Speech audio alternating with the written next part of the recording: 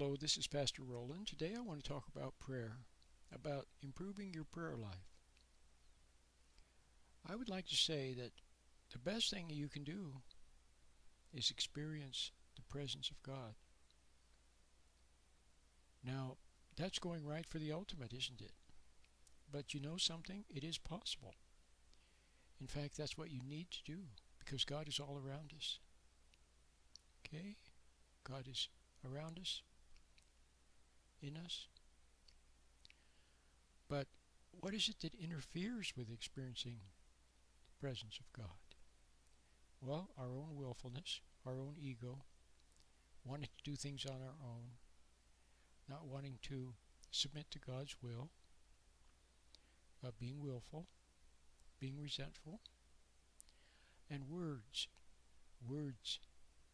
Remember the old Jim Croce song, "But the words got in the way"? I can't think of how it all goes, but the words get in the way.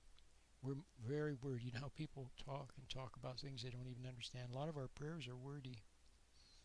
They're a burden. Okay?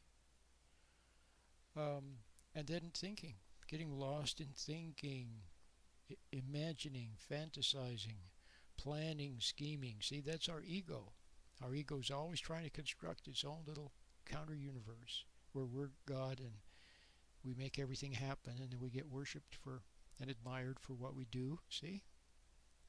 Well, all of those things get in the way. So now you can see that when it comes to prayer, you can see how the words could get in the way.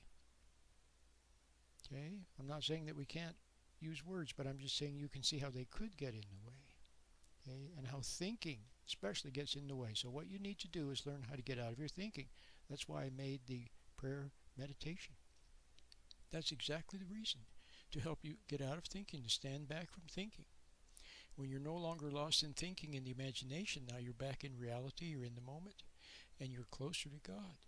That's where you can experience God's presence. Okay? In the stillness, in the present. You won't find God in thinking. You won't find God in study. Studying gets in the way. Okay? I want to read you a little something here from Madame Jeanne Guyon, a Christian mystic, a very nice lady who wrote a book called Experiencing God Through Prayer. It's a very lovely book. It's a Christian classic. Okay? Right there with Francois Fenelon, Brother Lawrence, Thomas à Kempis, St. John of the Cross, Teresa of Avila, St. Francis de Sales, Augustine. It's right there. This is what she says in chapter 12 of her book, Remaining Quiet in God's Presence. And I'm now reading from her book. If you have followed with me through the preceding chapters and you have practiced the various methods of experiencing God, you are now ready for the most simplistic exercise of all. See, the simplest of all.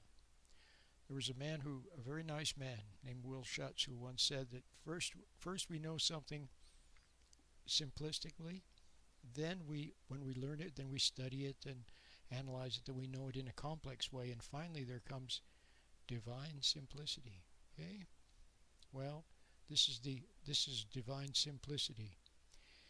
It is one of entering into God's presence, as I have described to you, and remaining quiet. Entering into God's presence and remaining quiet.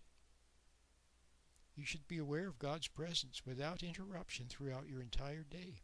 That's possible with the help of the meditation that I have made. As soon as your eyes close in prayer, you should be blessed by the joy of communication with Him, in which external events cannot interrupt. Being in His presence will make you sweetly submissive to His goodness and grace, insensible to all evil. Don't hurry into other forms of prayer when you are quiet before God. Simply allow yourself time to enjoy His presence and be filled full in your spirit. And then she quotes a beautiful verse from Habakkuk. But the Lord is in His holy temple. Let all the earth keep silence before Him. Okay? Well, so you really ought to get the little meditation. It teaches you how to become still, how to become quiet in the present. Okay? That's where God is. That's where you may experience His presence. His light, His love, His warmth. Okay? My name is Pastor Roland.